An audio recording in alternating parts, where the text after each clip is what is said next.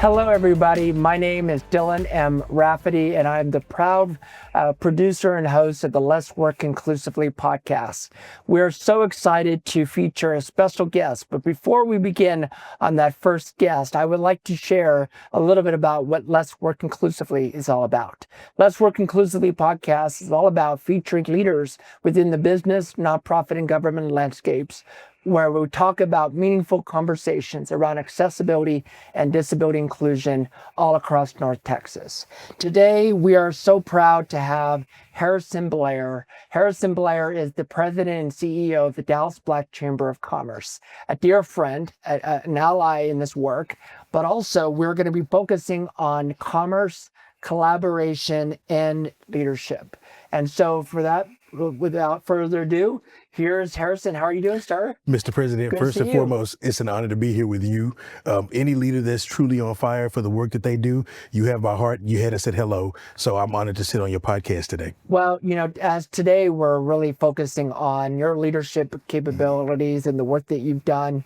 We're both young, emerging leaders in this space. And you obviously have a story that I think everybody should be heard, but also seen in this space.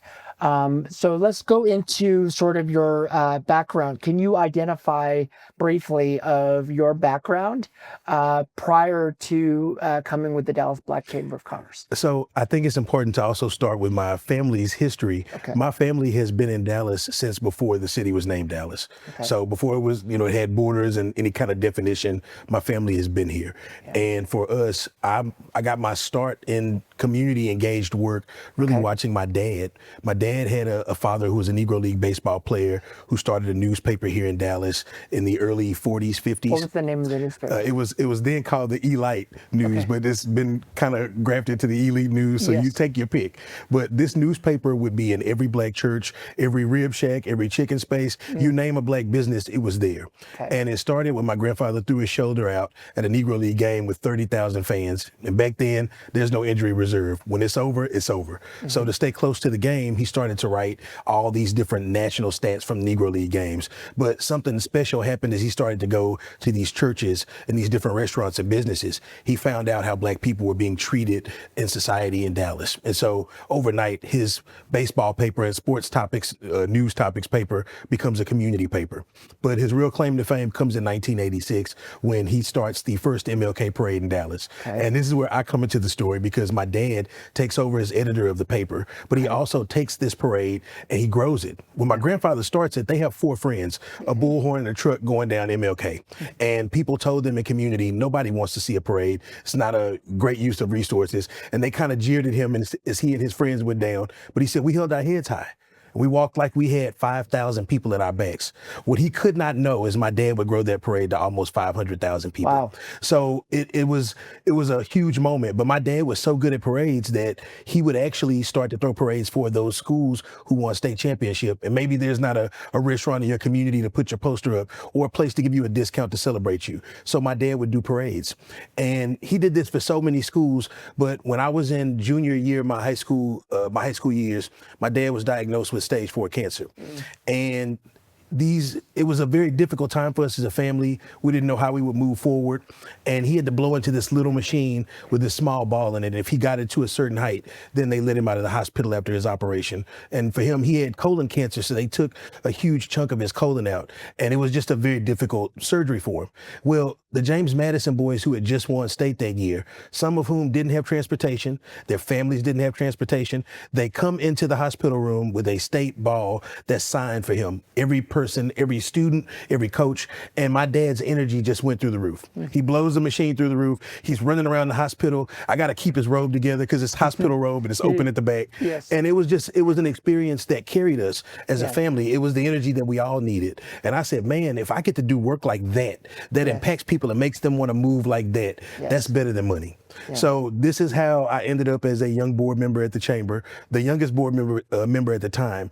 And then I guess I went to the restroom on a break, and they came up with a special mission for me to go learn the history. This is how I found out that this was America's oldest and largest black chamber. Wow. And at the time, I was a staff person for Eddie Bernice Johnson. So I was director of outreach. Yes. So I was everywhere over all the And you were different already cities. connected. So and it was a heck of a job. Eddie Bernice Johnson was the kind of leader who really would be written about in television shows, who should have her name on things. She changed not only my life, but the lives of everybody who lived in District 30 and the different districts that she was connected to. So at the time, as a young board member on this Black Chamber board, I'm just trying to get my legs under me. I ended up leaving there and going into sales, because if you ever work in politics, you know, it doesn't pay like, you know, business might. Not mine. So I go to sales. I got engaged to my wife now. And from there, the chamber. And you have a baby now. We have a daughter. So everything has changed. And you can see how everything's on a progressive path there. But at the time, as I got in sales and I'm with the chamber as a board member, I just keep trying to give this job to anybody who'll take it. We had an open job posting for the chamber's president, and nobody would take it. My friends wouldn't take it. I couldn't get any of the executives I worked with to take it. So I said, the third time I sent this job out, if nobody applies, then I'll apply. And I did it kind of on a whim, and I said, nobody would hire me for this job. I don't have nonprofit experience. They called me back in like a week. We did an interview, and before I knew it, in 2019, just before the pandemic, I became the chamber president, and my life changed forever. So 7 years. 7 years, 7.5 if you count up to now. We're almost a year 8. So it's been a heck of a run. Well, I appreciate your background, your story, and your family. I knew a little bit about it, but you went really in depth, and I hope our listeners truly grasp everybody's story is different, and their leadership, and they tie in some ways in family and the experience and so forth. So now it leads me to my next question. And before I go into that, I really want to brag about Harrison. For the last 5 years that we've started this organization, the North Texas Disability Chamber, I wanted to meet people who are doing this work that truly are passionate and truly care about not only the mission, but the people they serve and those they support. And to meet someone like Harrison, who is in similar capacities but different in industry and sort of communities we serve, but we're more alike than not. And so I truly want to appreciate you for joining us today. And so my next question to you is, how has your leadership, personal leadership, has shaped the Dallas Black Chamber of Commerce and the entire ecosystem? So this happens at a critical time. We had all these crazy plans for the chamber in 2019. I didn't take seriously that the coronavirus was going to shut everything down. But once the NBA started shutting the games down and the NFL said, hey, we're serious, this is a big deal, then we got kind of nervous. And I'm not going to lie to you, Dylan, for the first 2 weeks, I'm very new at this job. It took a lot to kind of get myself together into this role. Yes. And they say we can't go outside anymore. We can't be next to each other. And you run a chamber, you know it's mostly events and programs where people are in place with each other. Yes. You can't build relationships unless you're in the same room. Yes. So for 2 weeks, I had my face in my hands. I was trying to figure things out. And, we had this idea to really go virtual and to really try to reach out. And at the time, all my employees were at least 30 years my senior. So try to explain to someone how to use GoToMeeting, or, Zoom was kind of not a noun then. It wasn't a word like that we used. We didn't know how to do virtual meetings. So everything changed for us overnight. And we did probably almost 500 virtual programs. And what I would say also really helped me shape the chamber and give it its new ethos is we didn't just look at big programs to get people government contracts or a big corporate contract. We still do a lot of those, and those are bread and butter for a lot of businesses and nonprofits that scale and grow. But we are ocean blue now. So if you come to me and say, hey, Harrison, I'm Dylan Rafaty, I'm an artist, I paint, and I do poetry, but I do it as a business. I want to investigate that and figure out what kind of programs could we build for you? Because now that's not a government program. It might be. me. It might be something that becomes a grant. Maybe you're the person that's going to write the grant with the government, but it's ocean blue. You're not competing against a bunch of people. Or if you say, hey, Harrison, I'm Dylan Rafaty, I'm about to buy a Chick-fil-A and I'm going to put it in this very high traffic area. There's not a lot of, chamber expertise in that, but that's something that we build with all these different organizations and partners that we have. And I always promise members, if you help us build whatever this program is, you'll be the first to get shot out of the cannon. And then you tell us what we can do to tweak it, because there are other people in the market who will want that. So us being ocean blue in this environment where DEI is basically striking any company's ability, if you're Black or Hispanic or if you're a woman-owned company, the government's not looking for you to get those kinds of program grants or dollars anymore, or those kinds of bids. So because of that, we're not going out of business just because that's going down. We're actually scaling and growing because now we're in all these different spaces. And then that leads me to my next question is, what are some common misconceptions of Chamber of Commerce's and the work that it does to provide equitable economic outcomes? One, we are not elected. We are not elected officials. A lot of people call the office as though we might be a city council person or a small little, congressional district or something like that. It's not that.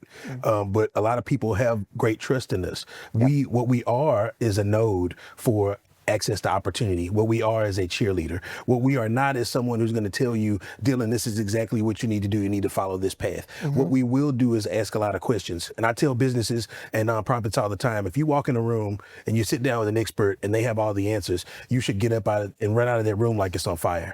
Because if they haven't asked you any questions about what you're trying to do, they haven't wanted to seek your vision, then you're already in trouble.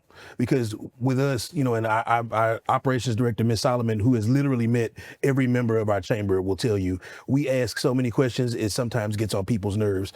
But from those questions, we are able to help them settle the tornado and figure out what direction they want to go in. Sometimes technical assistance is better than actually getting that grant or getting that loan, because now you won't misuse it. You can know exactly what your strategy and your plan is. And we help people not get so caught in just the strategy and I have to do each step this way. Sometimes the situation changes. Sometimes the entire environment changes, but you still know what direction you're going in and you know what the goals are. And I loved when I listened to Sid Marshall's podcast on this show. She said outcomes. We are very focused on outcomes. What do you want to see happen in this particular time frame? Well, and I would really stress enough that, the North Texas Disability Chamber is similar in that nature. We let people know that we are here to inform and educate you. We're not here to tell you what to do, but simply providing you and empowering you with the knowledge and the resources and the people and the networks that do this work so that you can make your own informed decisions.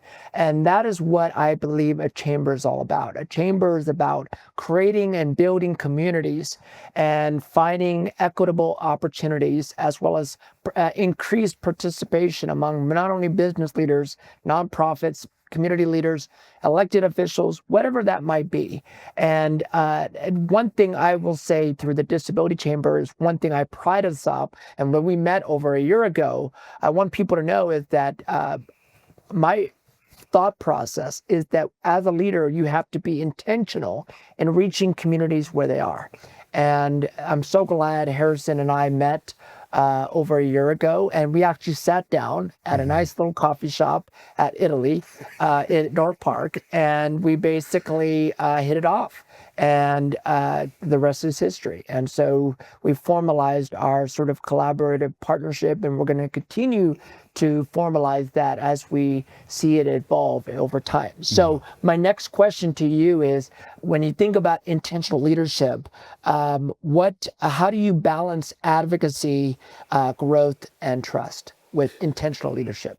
Well, first, I like to use what Joan Gary calls leadership in 3D. It means that you are not on top of anything. You're not under it. You're not to the side of it. If you are in a community like a nonprofit, you stand in the middle. And that means you got to hear from people who agree with you.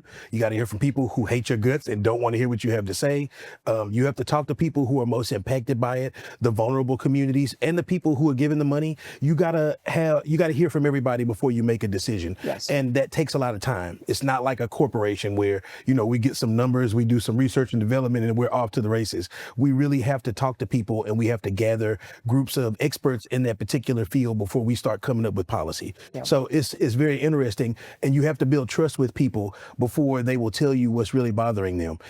I've never seen a great policy come from a politician solely. It usually comes from some mother who's been impacted by some kind of legislation that's going to impact the way she lives her life, or the way she serves as an expert somewhere, or a father who's dealing with something with his kids and something in their community they really want to change. But I never see those kinds of policies come directly from that elected official unless they are in fact that family member or that leader in community. Or they are informed by a constituent that truly is affected and they live within their specific boundaries that they represent.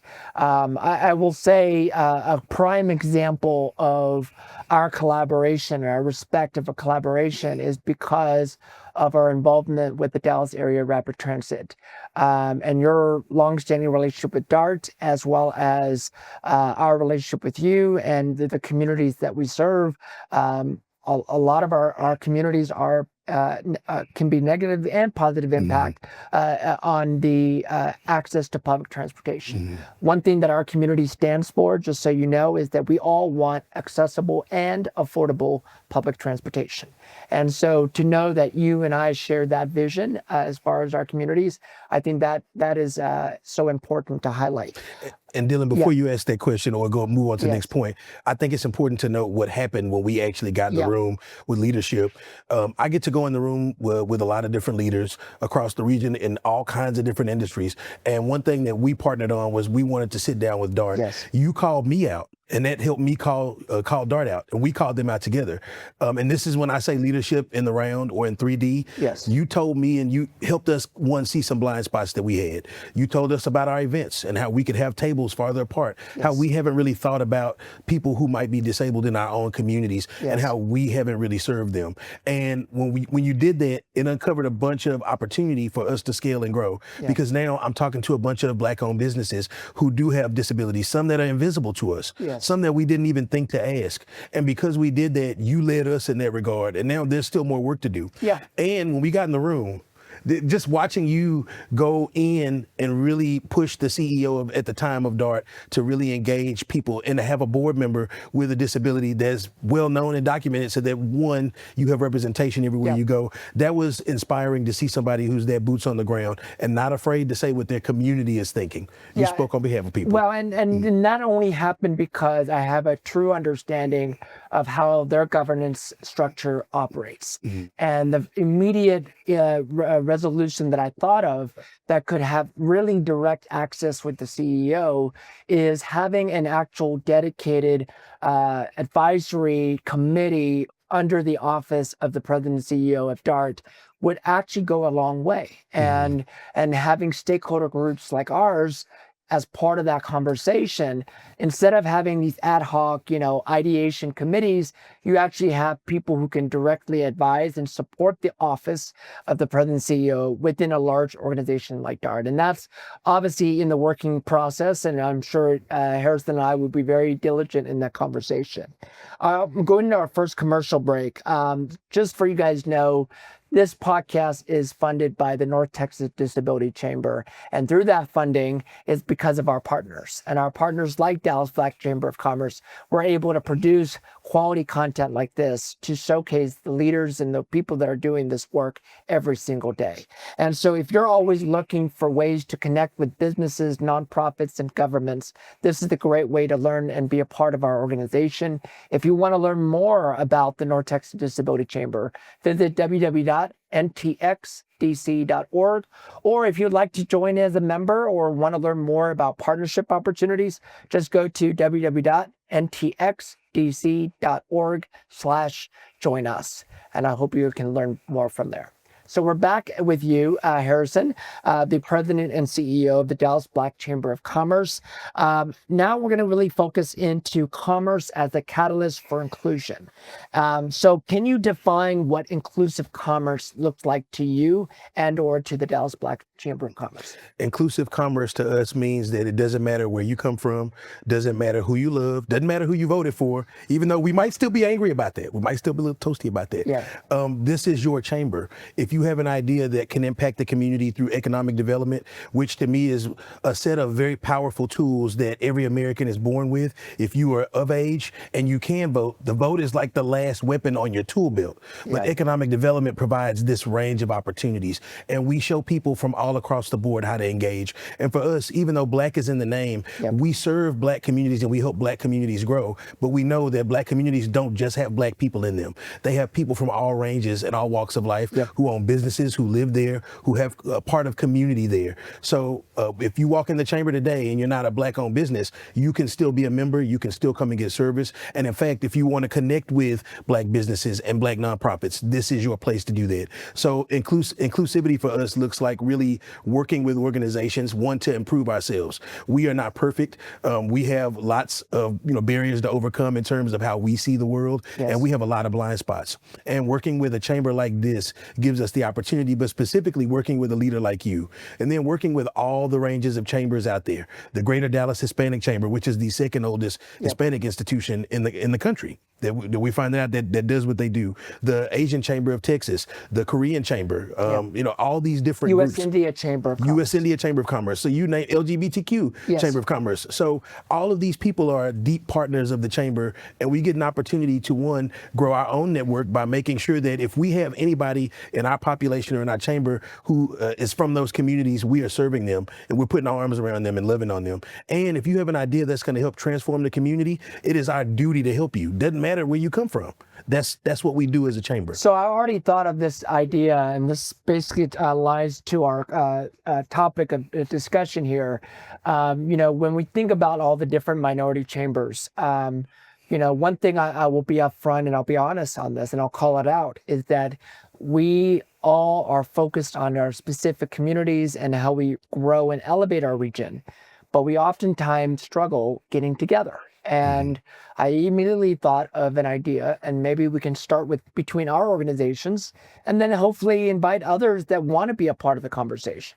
Is maybe we do, this is the new idea, sorry, it's right off the bat, is we do a happy hour twice a year. And we call it a minority sort of chamber getting together and get their members and our members together and sort of have a meaningful networking opportunity. And we can highlight the work that we're doing while at the same time taking some quick nuggets that people can take away and on top of the networking. So maybe we just start our first event down the road, and you and the Dallas Black Chamber and the North Texas Disability Chamber partners together, and we're going to encourage other chambers to come on board. And we just do this twice a year, and we can be a benefit. So I already went off the track and record right here, but that's an idea of what meaningful collaboration looks like, and working with the different chambers and so forth. So knowing all of that, my question is, what can you do, or what do you like to do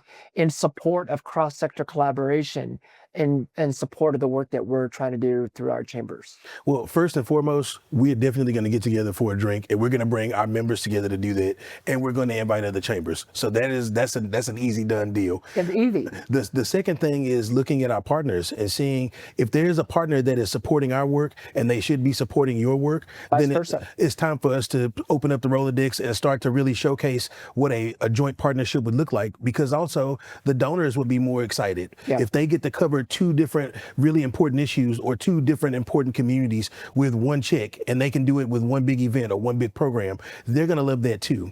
So you had us said hello, and this is the beauty of the nonprofit space, is the level of collaboration that can be, especially if we allow it to. And if you just look at a relationship like something like this, and you go to Fort Worth, you can see that they have all these different institutions working together. They're building a school in a really difficult community right now, and they're making sure that they wrap their arms around their community together. But that was born out of all this collaboration that they had already been doing. So who knows what we might do in the future, but this is just the beginning. Well, and I'm gonna just put this out there, and it's going to air right before our next event.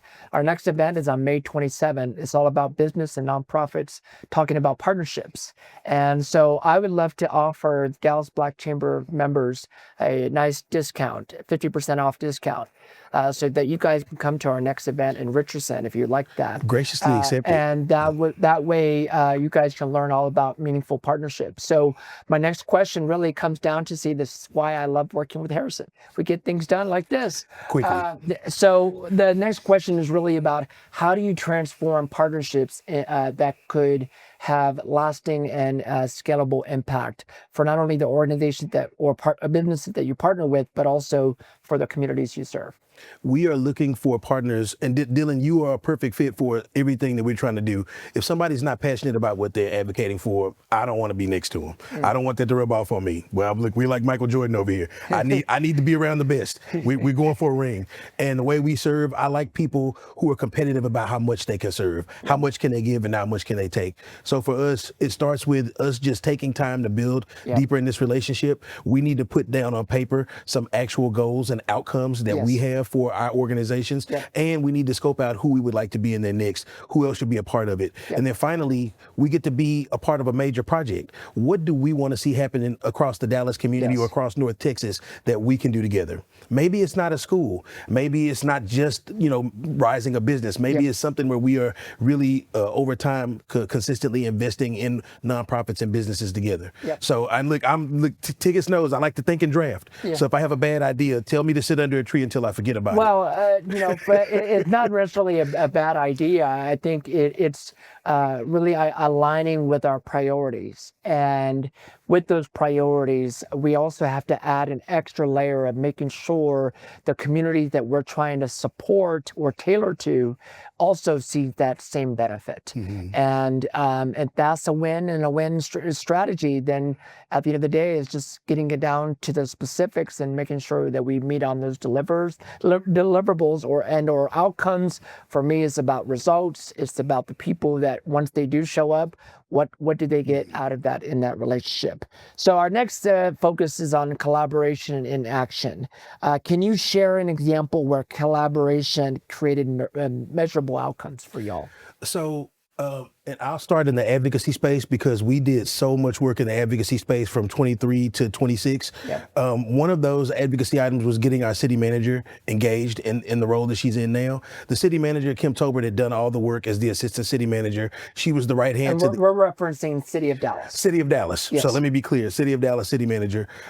And the city wanted to bring in a consultant as the city manager had, the former city manager had departed.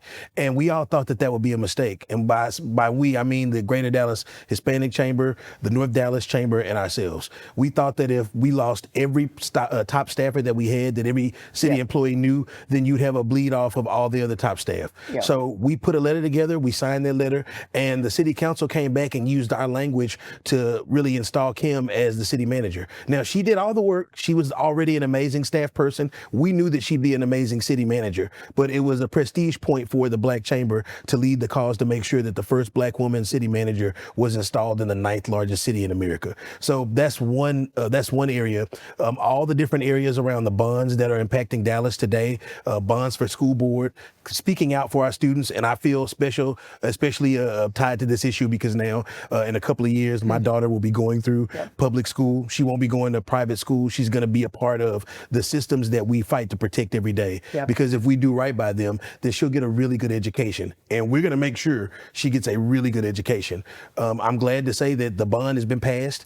Now students will be funded, new schools are going to be built, but also we wanted to help improve the election turnout. So instead of elections being in May, I think this was the last election in Dallas County that will be held in May because of the work of the North Dallas Chamber. They helped to actually move elections to November so we get higher turnout. We got to be just a small part of that, but we were a part of a collaboration that helped make change. So I can go on for days in different cases on policy where we've done this kind of work, but Dylan, I won't be satisfied until we have a major story like we do about DART. Well, and there's more to come. And I think it's really making sure that we're all present in the room.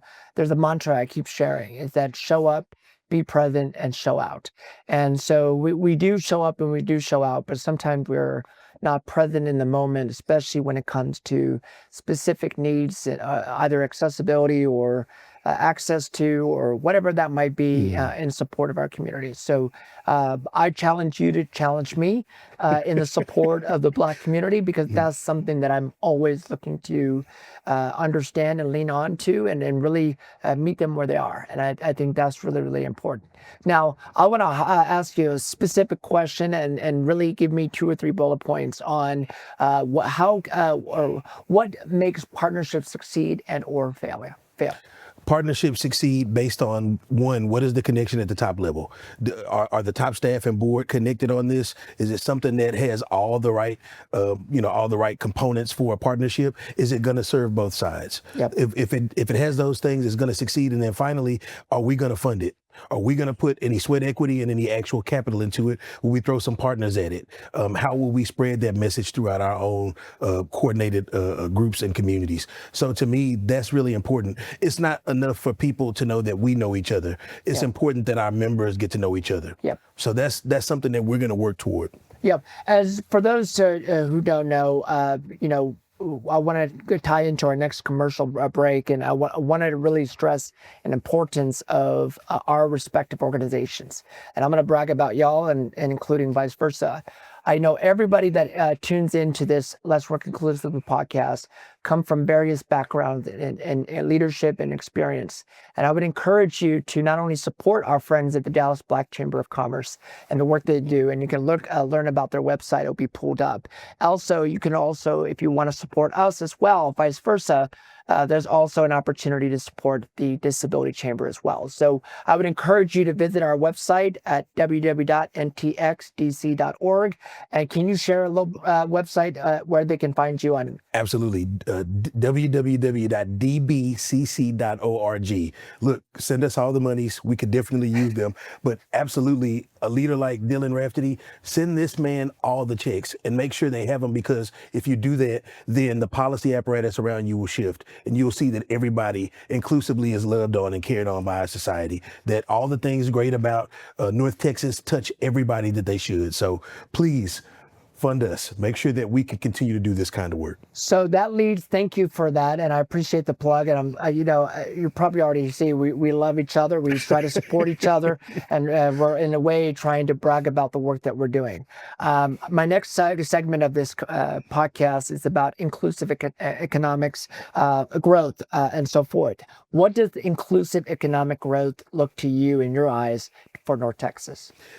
It means that everybody can actually access the space that we're trying to have a meeting in, so that if we say we're hosting something that's supposed to benefit everybody, everybody has access. Yes. It means that when you get inside, nobody's going to treat you like you don't belong. Yep. That everybody understands that the cultural work that we have to do is literally wrapping our arms around each other. And that, when we get inside that space, there should be conflicting ideas. And if it's okay if you collide, you can't collide with anything that you're not close to. Yep. So those rules are okay so long as we keep respect. But for me, that is what inclusive growth looks like. Those are the kinds of spaces that we are striving to build. We started just within the Black diaspora, and now we're starting to move out to other groups, because we realize it really does take everybody for us to be successful. Those who haven't figured that out yet, it's going to hit them like a load of bricks in a moment. Yep. But we know we really need each other. If I don't have Dylan, then there's a lot that our society misses. Yeah.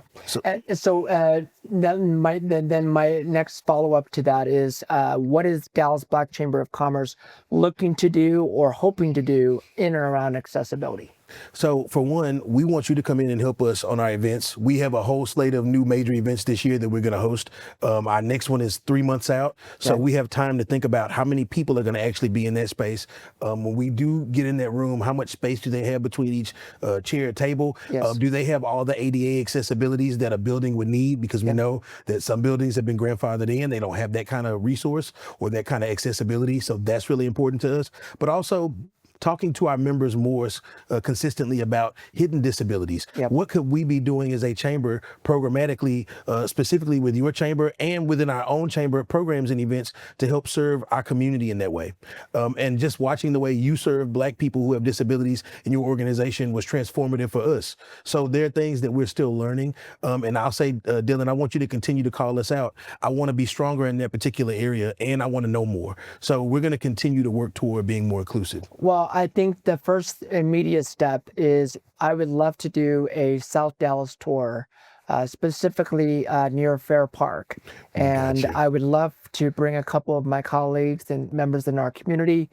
So let's try to schedule that date and make it a combined meeting, maybe within our respective chambers, and make this a true collaborative effort. So I look forward to that. And bring some expanding pants. There are a lot of Yes. spaces we got to stop for lunch. You got to try some hometown classics. I want some good Southern food. So if you got some good Southern food, I love to try some of those things. And I know you guys love spices down there, so I want to go down to South Dallas and try some spices. Every time I go to the state fair, sorry, I'm going off topic. Every time I go to the state fair, I always crave spices. And we got some stuff for you. there's a lot of things there. Okay, so rapid fire question: what keeps you motivated? What keeps me motivated? Seeing that if we actually do our job, we get to see businesses and nonprofits scale and grow. And when I get to see them giving back to some cause or some organization or some kid that really needed it, I'm excited because we created another economic development warrior who knows how to utilize the system, but they also have a heart to make sure that they give back. And I swear, I know this is like the third time I brought this up on this podcast, but watching you advocate for your community, it's like watching a workout video before you go work out. It just gave me so much authority to go back and do more work that we are doing. And so when I find people like you, it sets us ablaze. You stand next to a fire, you'll catch on fire. Yeah. So every time I see people who are passionate about the work, it reminds me of why I do it. So Dylan, just know you're on like a playlist on repeat, Chief. Well, I appreciate that's very kind of you. I will say that what should keep always all of us motivated is if we're not having fun, then we're not doing God's work in this way. And so we got to make sure that we enjoy and we love what we do and we find passionate for it. And so to me, the motivation is not only leaning on others and taking some of that energy too, but also really making sure that we truly enjoy this work. So ladies and gentlemen, that is Harrison Blair. Thank you so much. Here's the handshake. Thank you very much for coming on the podcast. And for those who want to learn more, you can always find us on YouTube, on Spotify, on Apple Podcasts, and many other places. This is your episode on leadership, commerce, and collaboration, and truly highlight the work that Harrison Blair and the Dallas Black Chamber of Commerce does every single day. And we're truly honored to be a part of that work, but also in support of our partnership. So therefore, that's it all today. I hope you guys continue to work inclusively. Take care, everybody. Thank you.